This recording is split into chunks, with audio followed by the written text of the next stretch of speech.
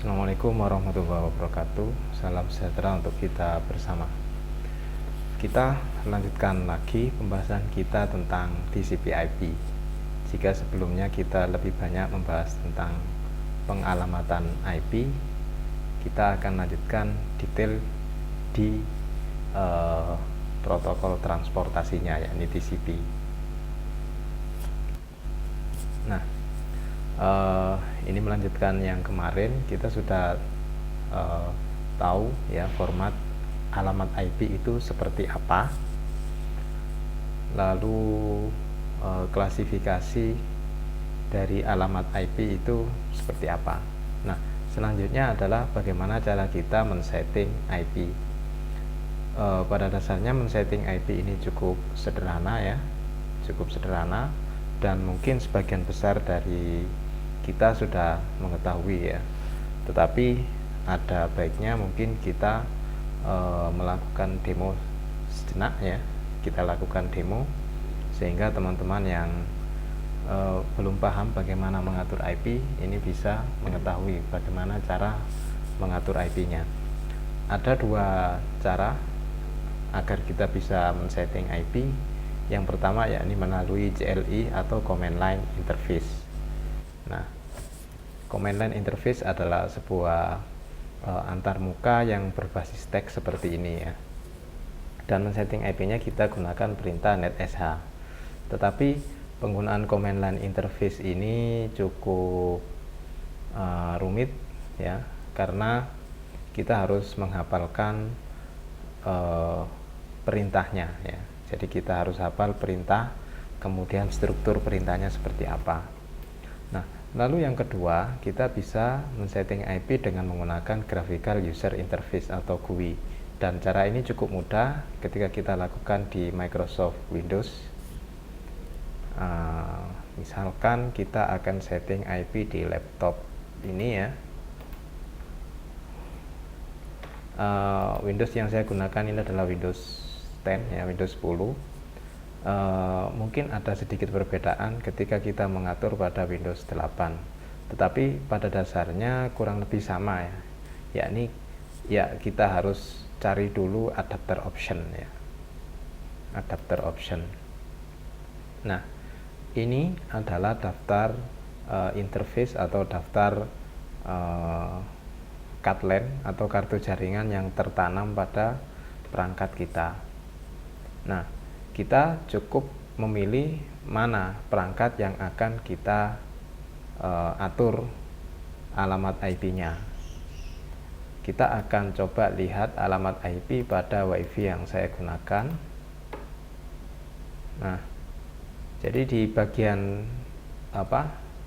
perangkatnya ini, CAT-LAN-nya ini, kita klik kanan lalu klik properties.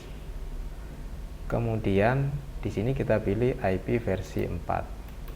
Nah, kebetulan alamat yang saya gunakan di sini adalah alamat otomatis, di mana di dalam jaringan tempat saya menyambungkan WiFi ini sudah terdapat server DHCP yang secara otomatis memberikan alamat IP kepada laptop saya.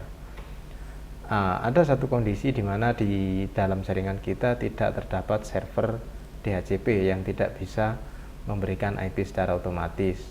Pada kondisi tersebut, kita bisa mengatur IP dengan menggunakan opsi yang kedua, yakni use the following IP address.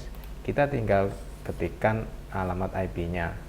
Dan ini cukup mudah karena setiap segmen sudah dipisah oleh tanda titik. Kita bisa lihat di sini ya.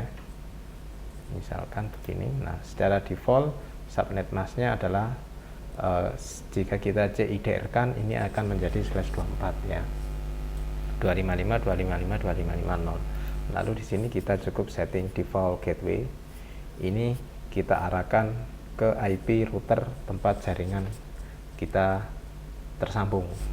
Lalu di sini ada DNS server. Nah, DNS server ini adalah alamat server yang digunakan untuk meresolve atau menerjemahkan dari domain menjadi IP. Nah, biasanya DNS server ini sudah disediakan oleh ISP. Namun demikian, apabila tidak terdapat DNS server, kita bisa manfaatkan DNS server dari Google ya, ini cara yang cukup mudah, atau mungkin menggunakan DNS server dari Cloudflare.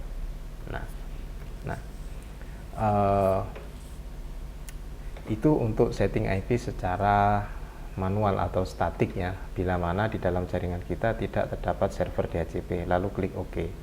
Nah, kemudian kita bisa cek apakah IP kita ini benar-benar sudah tersimpan pada bagian status ini ya. Cukup diklik kanan status, lalu kita cek di bagian detail. Di sini kita cek IP address. Nah, kebetulan secara DHCP ya, DHCP enable yes, secara DHCP saya mendapatkan IP 192.168.4.67 ya. Lalu server DHCP-nya adalah ini, di dalam jaringan saya mendapatkan IP otomatis dari router. Lalu ini adalah alamat DNS-nya. Kurang lebih seperti ini ya, cara untuk men-setting alamat IP pada perangkat kita. Nah, saya telah meluncurkan ya, saya telah meluncurkan satu pembahasan diskusi pada pertemuan sebelumnya, yang mana di situ ada pertanyaan bahwa di perangkat kita ya, perangkat yang kita beli dari pabrik ya, atau perangkat jaringan atau CAT-LAN, itu setiap perangkat itu sudah alamat unik yang disebut dengan MAC address. Nah, sementara itu ketika perangkat ini kita sambungkan ke dalam sebuah jaringan yang berbasis TCP/IP, di dalamnya kita harus memberikan alamat unik lagi, yakni alamat IP. Nah, fungsinya apa? Pada dasarnya fungsi IP ini adalah untuk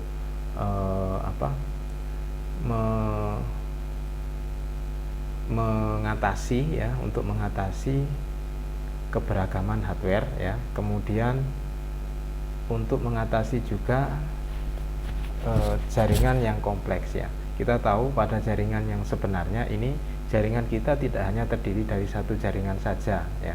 Jadi ketika kita menggunakan MAC saja, maka komunikasi ini menjadi tidak efisien ya, karena perangkat harus mencari seluruh MAC ya, yang ada, seluruh MAC dari jaringan yang ada. Ini tidak efisien ya, sehingga digunakanlah alamat IP.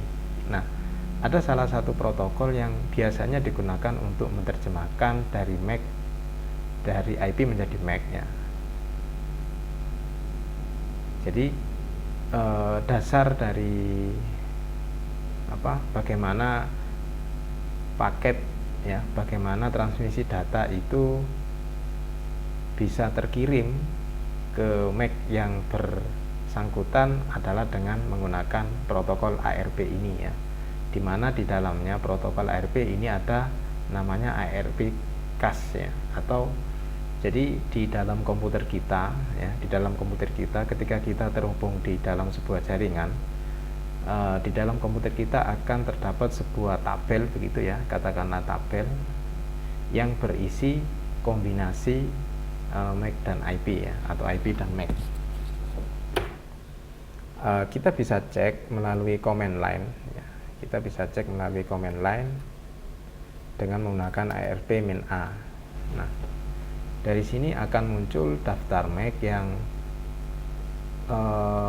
tersimpan di dalam komputer yang sedang saya gunakan ya. Jadi ini adalah 41, ini adalah MAC dari gateway ya, MAC dari gateway. Oleh karena itu tipenya di sini adalah dinamis. Kemudian ada lagi yang MAC-nya statik ya, ini yang di generate oleh sistem ya. Nah, kalau kita lihat di sini di dalam daftar ARP di sini hanya tersimpan satu MAC saja ya. Hanya tersimpan satu MAC saja, atau satu kombinasi IP dan MAC ya, yakni IP dan MAC dari router atau gateway. Nah, bagaimana apabila saya ingin berkomunikasi dengan perangkat lain ya, perangkat lain yang bukan gateway ini, atau perangkat lain yang tidak terdapat di dalam ARP case ini ya. Kita akan lihat di sini ya. Ini adalah prosesnya. Jadi Mula-mula kita hanya memiliki satu data di dalam ARP case ini, yakni MAC dari gateway saja ya. Lantas bagaimana proses agar daftar MAC dari komputer atau perangkat selain gateway ini bisa masuk di sini ya? Prosesnya adalah seperti ini ya. Jadi ketika katakanlah saya ingin komunikasi dengan perangkat dengan IP 192.168.4.2 ya. Di sini kan tidak ada ya, di sini tidak ada. Maka yang pertama adalah komputer akan mengecek apakah ada di ARP case. Ternyata tidak ada. Nah, ketika tidak ada, maka komputer saya akan melakukan ARP broadcast ya, ARP broadcast. Jadi komputer saya katakanlah misalkan saya ingin connect dengan komputer dengan alamat 4.3 yang mana ini tidak ada di dalam daftar MAC saya, maka komputer saya akan melakukan broadcast ke seluruh jaringan ya, jaringan 192.168.4.0 ya, jaringan netnya 4.0. Saya akan lakukan broadcast. Ada nggak dari seluruh anggota di dalam jaringan ini yang IP-nya sekian, seperti itu akan di broadcast. Dan ketika broadcast itu diterima oleh perangkat dengan IP 192.168.4.3, maka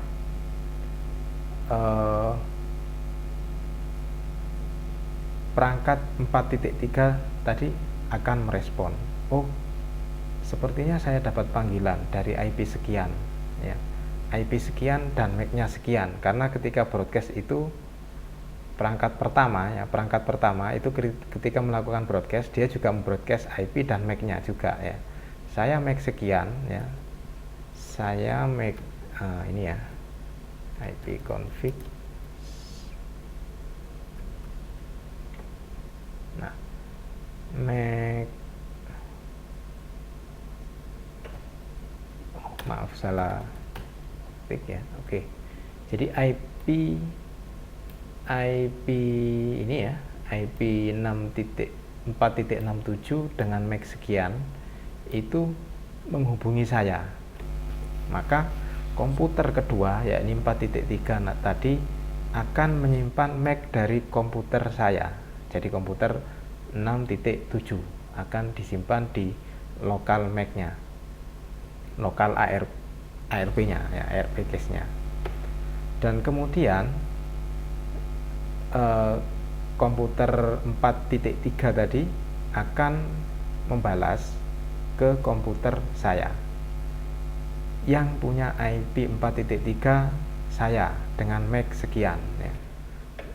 Karena mendapatkan jawaban, maka komputer saya akan menyimpan ARP dari 4.67 ke dalam komputer saya akan menyimpan MAC dari 4.3 ke dalam ARP case saya. Saya akan coba ya, kita lakukan ping sederhana ya.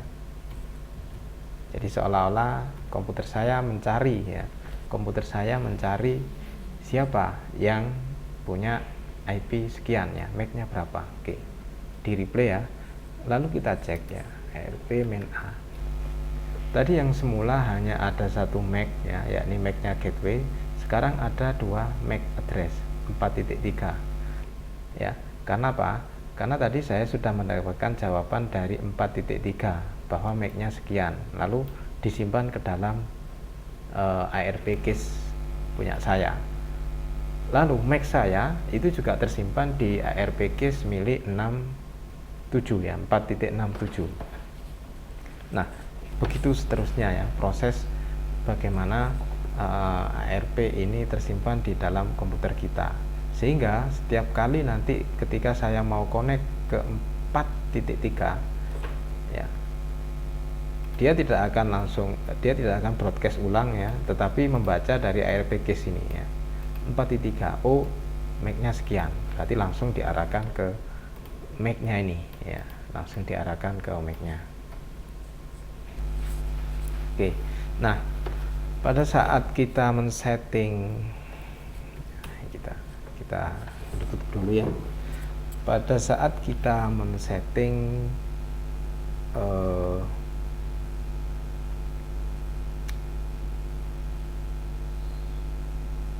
IP ya, pada saat kita men-setting alamat IP itu ada satu kolom di bawah subnet mask yang berisi dengan default gateway ya, default gateway. Oke, saya tunjukkan.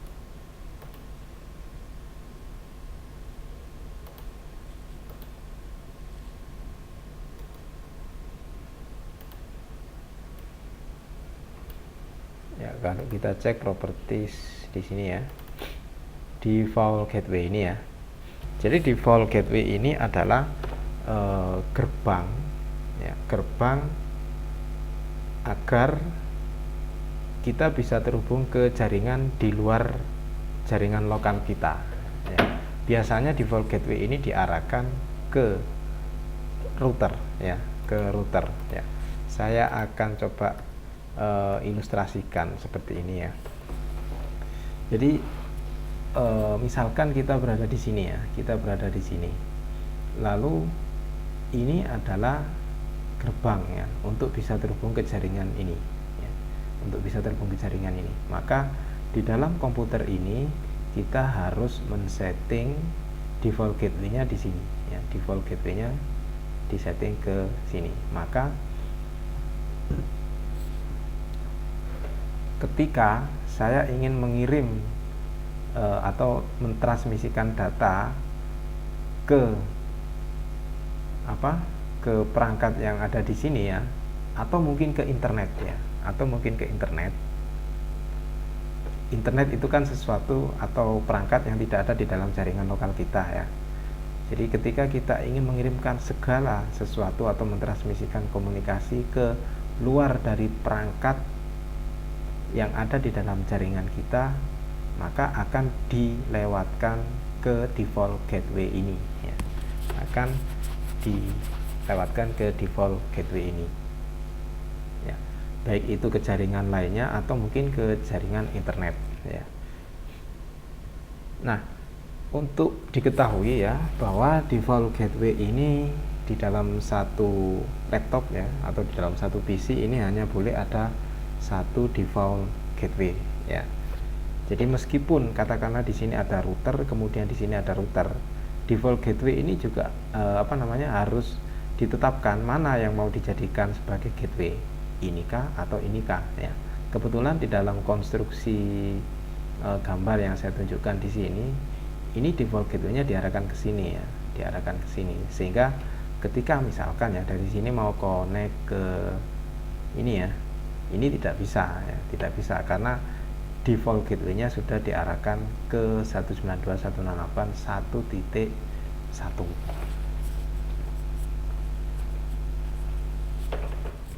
Jadi gambar ini bukan berarti komputer yang kedua ini default gateway-nya mengarah ke sini ya. Kalau kita lihat kan default gateway-nya masih tetap 1.1 ya.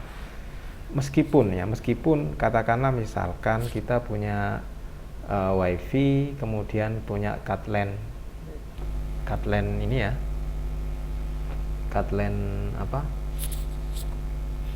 yang Ethernet ya, itu kita harus menentukan mana yang mau dijadikan sebagai default gateway ya. Jadi default gateway dalam satu PC atau satu laptop itu hanya boleh ada satu saja. Nah, nanti ketika kita merequest ya, ketika kita mau mengirimkan, katakanlah di sini kita mengirimkan transmisi yang mana tujuannya tidak ada di sini ya, itu langsung dilemparkan ke default gateway ya. Di dalam router di sini dia akan mencari ya, ada nggak jalur ya, ada nggak lintasan yang bisa dilewati sehingga dari sini itu bisa sampai ke tujuan. Jika tidak ada ya, jika tidak ada maka biasanya no route to host ya. Tetapi jika ada ditemukan, maka router ini tugasnya adalah meroutingkan ya, atau melewatkan ya. Jadi melewatkan dari PC ini dilewatkan ke jaringan lainnya jika ditemukan ya. Jadi setiap setiap kita menggunakan internet ya, itu pasti kita akan menggunakan gateway yang jelas. Karena analoginya ketika kita menggunakan internet berarti kita terhubung ke luar jaringan lokal kita ya. Atau tidak internet tetapi di dalam jaringan kita ada beberapa LAN ya.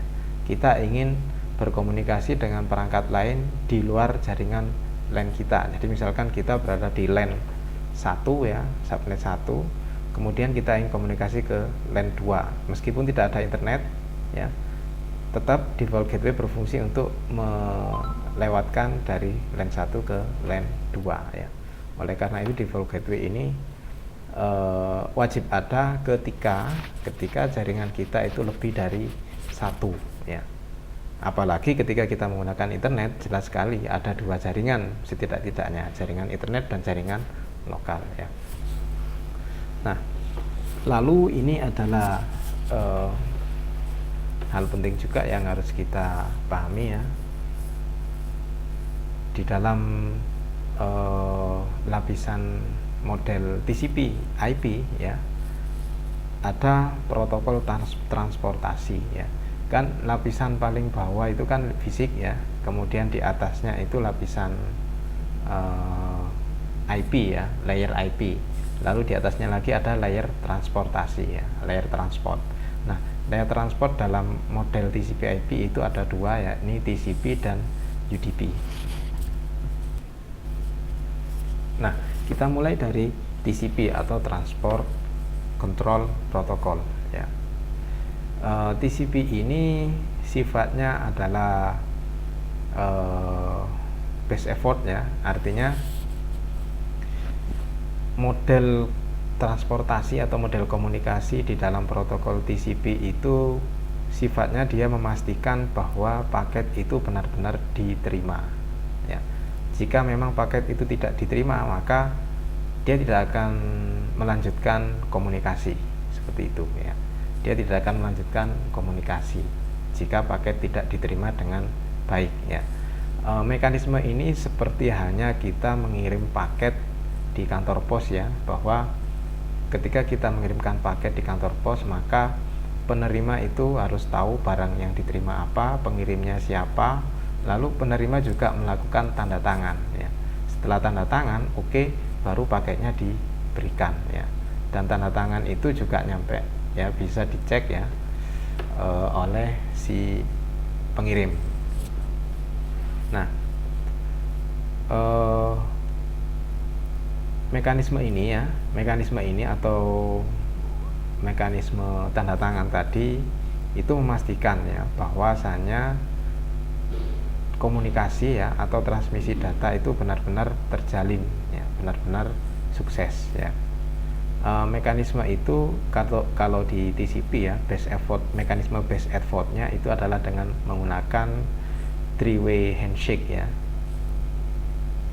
Artinya di dalam transport TCP ini, sebelum dilakukannya transmisi, itu protokol TCP akan selalu memastikan bahwasanya session antara pengirim dan penerima itu sudah terjalin ya, atau sudah ada acknowledgement ya.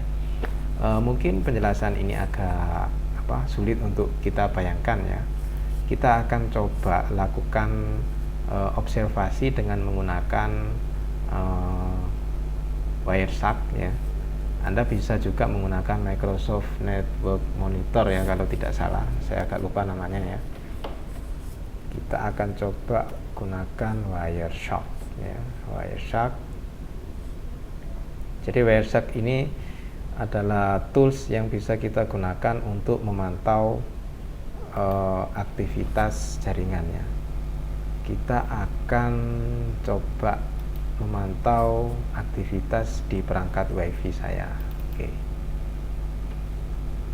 Di sini ada banyak komunikasi ya, kalau kita scan ya, ternyata banyak ya. Tetapi kita tidak perlu semuanya ya. Kita cek TCP karena pembahasan kita di TCP ya. Oke, pembahasan kita di TCP. Lalu kita akan coba, saya akan coba berkomunikasi dengan ini ya. Saya stop dulu ya.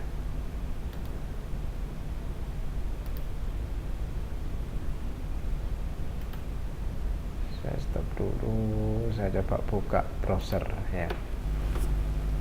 Berkali-kali ya, beberapa kali saya menyampaikan bahwasanya HTTP ini berjalan di TCP ya, sehingga HTTP bisa kita manfaatkan untuk memantau ya seperti apa aktivitas di dalam transmisi TCP. Misalkan saya coba connect ke 0.11 ya. Sebentar, saya aktifkan dulu.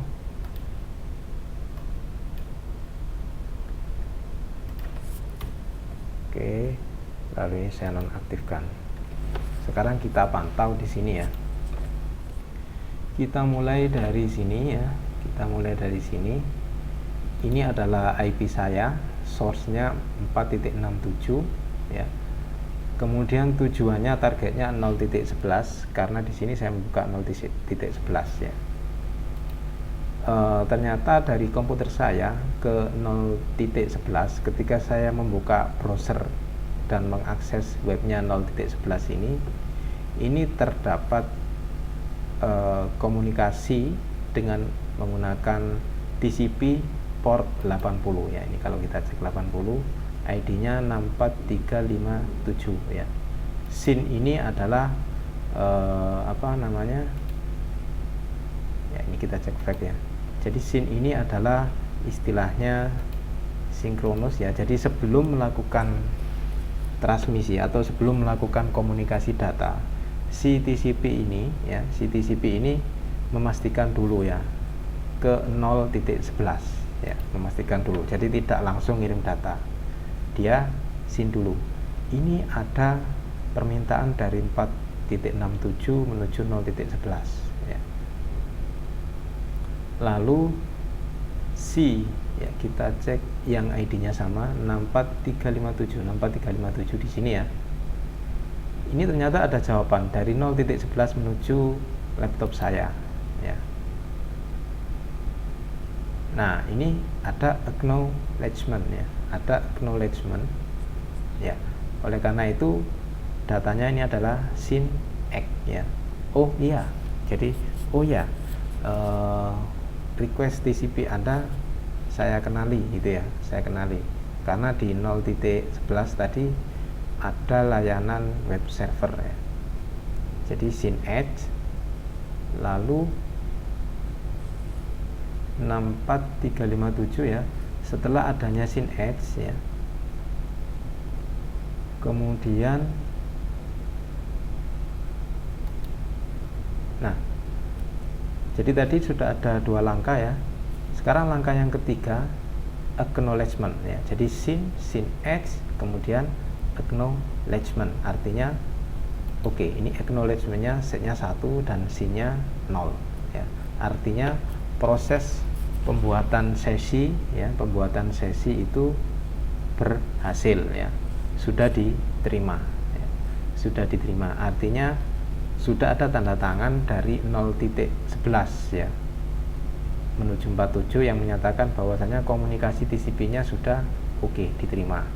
Lalu baru ketika sudah ada acknowledgement dari ini ya 4.67 dia mengirimkan request. Nah, jadi request saya ini ternyata tidak langsung dikirim ya, tetapi harus ada proses SYN ACK, kemudian ACK ya, SYN synchronous acknowledgement, dan yang terakhir acknowledgement ya.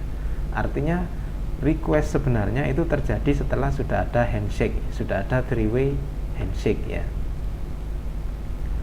Lalu ketika sudah diterima request saya ya, server akan memberikan respon di sini ya, HTTP. Oke. Nah, ini ya, datanya di sini ya. Ini adalah payload. Kalau kita cek ya. Jadi payload dari respon ya, payload respon dari server. Ini kalau kita cek, ini kan halaman HTML ya. Ini juga yang beberapa kali saya sampaikan bahwa transmisi di dalam HTTP ini tidak terenkripsi, sehingga ini bisa terbaca ya, dengan menggunakan Wireshark bisa terbaca. Jadi kalau menggunakan HTTPS ini akan menjadi acak ya, jadi ini terenkripsi, tidak bisa dibaca seperti ini. Oke, jadi pada dasarnya itu ya, kalau kita simpulkan ketika saya 4.67 ya membuka 0.11 ya, membuka web dengan alamat 0.11, maka secara teori 4.67 ini kan melakukan request, kemudian 0.11 ini memberikan respon, kan begini ya. Nah, sebelum melakukan request ya, maka 4.67 ini harus membuat session ya. Jadi memastikan bahwasanya 4.67 dan 0.11 ini benar-benar terjalin ya komunikasinya. Nah, proses create session ini ya, ini menggunakan three-way handshake ya. Oleh karena itu tadi ada proses SYN-ACK dan acknowledgement ya. Jadi sebelum melakukan request antara 4.67 dan 0.11 ini melakukan three-way handshake ya. Kalau three-way handshake ini diterima ya, saya pisahkan saja ya. Jika 4.67 dan 0.11 ini sessionnya sudah oke, sudah benar-benar sepakat untuk melakukan komunikasi, baru 4.67 ini mengirim request ya. Jadi tidak langsung dikirim sebenarnya ketika kita membuka HTTP ya, membuka elemen web. Request itu tidak langsung dikirim ke 0.11, melainkan harus ada session dulu, harus ada jabat tangan dulu antara 4.67 dengan antara laptop kita dengan tujuan.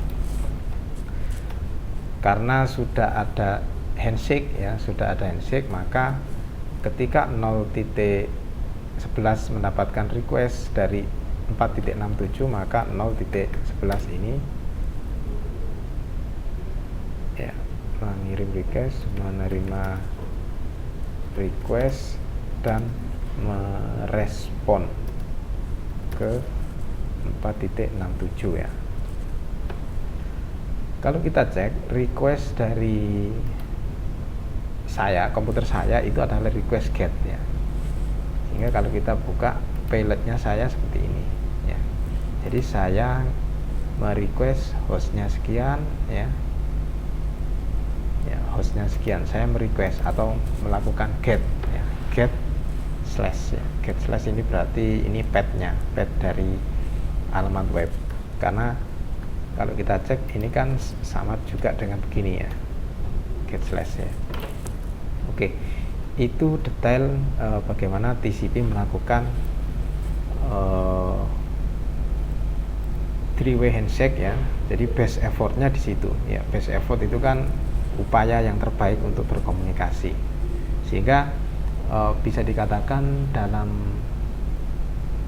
model transportasi TCP ini dia akan memastikan bahwa paket transmisi itu benar-benar diterima oleh tujuannya. Jika tujuannya tidak ada, maka tidak akan mengirimkan si TCP ini. Nah, lalu ada lagi protokol yang tidak sekompleks TCP ya, yakni protokol transportasi user datagram protokol ya, dimana UDP ini di dalam mengirimkan dia tidak ada proses create session ya, tidak ada handshake ya, tidak ada three-way handshake ya, sehingga tidak ada proses SYN-ACK maupun acknowledgement ya. Anda bisa bayangkan ya, kita bisa bayangkan seandainya halaman web itu dikirim dengan UDP, maka yang terjadi adalah server atau halaman web, misalkan kita merequest halaman Facebook gitu ya, atau kita mendownload file melalui HTTP, melalui halaman web, maka yang terjadi akan berpotensi adanya file korup ya. Kenapa? Karena ketika transmisi itu dikirimkan dengan menggunakan UDP, maka tidak ada jaminan bahwasanya file itu benar-benar diterima ya. Tidak ada jaminan file itu benar-benar diterima. Tetapi di satu sisi ada jenis komunikasi yang sifatnya dia hanya mengirimkan saja ya. Jadi ada satu kondisi di mana model komunikasi itu dia tidak perlu tidak perlu memastikan bahwasanya penerima itu benar-benar menerima ya. Dia hanya cukup mengirim saja ya, yakni UDP ya. Ini biasanya terjadi pada DNS ya. Jadi server DNS itu dia akan ngirim saja ya. Dia akan ngirim saja tanpa mempedulikan apakah paket itu benar-benar diterima oleh si tujuannya ya. Dan juga ketika kita menggunakan TCP ya, kita tahu bahwa ketika katakanlah misalkan begini ya, saat kita kirim data misalkan sebesar 5 GB ya, sebenarnya kan data ini tidak dikirim mentah sebesar 5 GB ya, tidak seperti itu ya, melainkan data akan dipecah ya, data akan dipecah menjadi frame ya. Jadi dipecah menjadi beberapa bagian itu ya, 5 GB itu. Nah,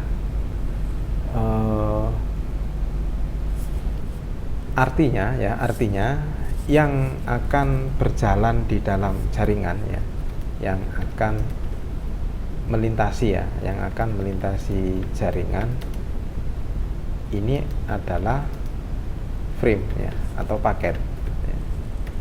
Yang akan melintasi jaringan itu adalah paket. Jadi pecahan-pecahan itulah yang akan melewati jaringannya. Ibaratnya begini, kita punya barang gede gitu ya, mau kita kirim pakai selang yang kecil. Tentunya barang yang gede ini harus dipecah menjadi kecil-kecil dulu ya, dilewatkan ke dalam sebuah selang ya.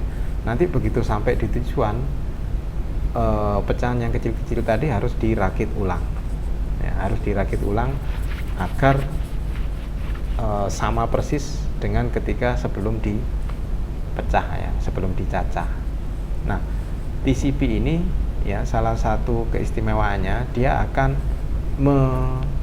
reassembly ya, dia akan merakit ulang paket yang pecah-pecah tadi, akan dirakit ulang ya, akan dirakit ulang sehingga dia menjadi seperti saat sebelum dikirim ya. Sementara cara kerja dari UDP, dia tidak akan merakit ulang. Jadi perakitan ulang dari paket di dalam UDP itu diserahkan sepenuhnya kepada aplikasi ya. Jadi kalau dalam hal ini misalkan DNS, maka service DNS lah yang akan melakukan reassembly ya. Berbeda dengan TCP ya. TCP itu yang akan melakukan reassembly adalah protokol TCP-nya ya. Oleh karena itu kita nggak pernah ya, ketika kita membuat sebuah halaman web, kita tidak akan pernah melakukan reassembly terhadap paket-paket di TCP ya, karena reassembly sudah dihandle oleh protokol TCP tadi. Nah, jadi di dalam transportasi TCP maupun UDP ya, itu ternyata banyak hal yang bisa dilakukan ya, banyak hal. Oke. Ya, melalui transportasi TCP maupun UDP ini ya, kita kan bisa melakukan banyak aktivitas, mulai dari browsing, streaming, game, banyaklah ya, ribuan aktivitas yang bisa kita lakukan ya, kirim file ya, dan seterusnya ya. Nah, masing-masing aktivitas ini tentunya diwakili oleh aplikasi ya, diwakili oleh sebuah aplikasi ya. Jadi kalau browsing itu HTTP ya protokolnya. Kalau streaming saya kurang tahu ya. Game juga kurang tahu protokol apa yang dipakai. Kalau kirim file ini FTP ya. Tapi yang jelas ya, yang jelas di dalam TCP ini banyak sekali jenis aktivitas yang bisa dilakukan ya. Nah, aktivitas ini diwakili oleh aplikasi ya, aplikasi. Nah, di dalam satu aplikasi pada protokol TCP ini ya, itu akan dilewatkan melalui port ya. Artinya begini, ketika kita browsing dan kita mengirim file ya, atau mungkin pada saat streaming ya, ketika browsing dan streaming ini dilewatkan ke dalam port yang tidak sama ya, port yang berbeda. Artinya untuk setiap aplikasi atau setiap layanan itu akan diwakili oleh satu port ya. Dan perlu diketahui ya bahwa jumlah port TCP maupun UDP yang bisa digunakan itu adalah sekitar 2/16 atau 65.535. Artinya akan ada 65.000 lebih ya, layanan atau aktivitas yang bisa dilakukan di atas protokol TCP maupun UDP ini ya. Anda bisa cek di slide pertemuan sebelumnya ya, ada beberapa contoh port yang umum digunakan ya, yang umum digunakan. Anda bisa juga cek di Wikipedia ya, Anda bisa cek di Wikipedia TCP port berapa untuk misalkan untuk browsing ya, atau misalkan untuk kirim file. Oke. Nah, ini adalah ilustrasinya ya. Jadi di dalam transportasi TCP ya, ketika kita punya komputer ya, misalkan kita mengakses sebuah web ya, kita mengakses sebuah web dengan IP 1.181 ya, maka yang terjadi kita mengirimkan request tersebut melalui protokol TCP ya, khususnya di port 80 karena ada banyak port di dalam TCP ya. Tetapi berhubung yang kita buka adalah halaman web ya, berhubung yang kita buka adalah halaman web, maka yang akan dilakukan ya, kita akan melewatkan request tersebut melalui protokol TCP khususnya di port 80 ya, meskipun ada port-port lain ya, Kenapa? Karena port-port lain ini digunakan untuk aktivitas lain ya. Contohnya untuk kirim email itu portnya 25 ya, FTP ngirim file itu 21. Kemudian untuk komunikasi menggunakan MySQL itu portnya 3306 ya, jadi lebih spesifik. Dan perlu diingat juga ya bahwa kita harus memegang prinsip dalam TCP ya, bahwa satu aplikasi itu bisa menggunakan beberapa port, sementara satu port itu hanya boleh digunakan untuk satu aplikasi atau layanan saja. Baik, saya kira itu ya pembahasan kita secara umum tentang komunikasi di dalam TCP/IP ini ya. Silakan Anda mengirimkan pertanyaan di dalam forum diskusi ya, bila mana ada hal yang kurang dipahami ya. Anda bisa juga menanggapi pertanyaan dari rekan Anda bila Anda mengetahui jawabannya, atau di dalam forum tersebut silakan juga Anda mengirimkan pengalaman Anda ya terkait dengan komunikasi melalui TCP maupun UDP ini. Saya kira itu, sampai ketemu lagi di pertemuan berikutnya. Assalamualaikum warahmatullahi wabarakatuh.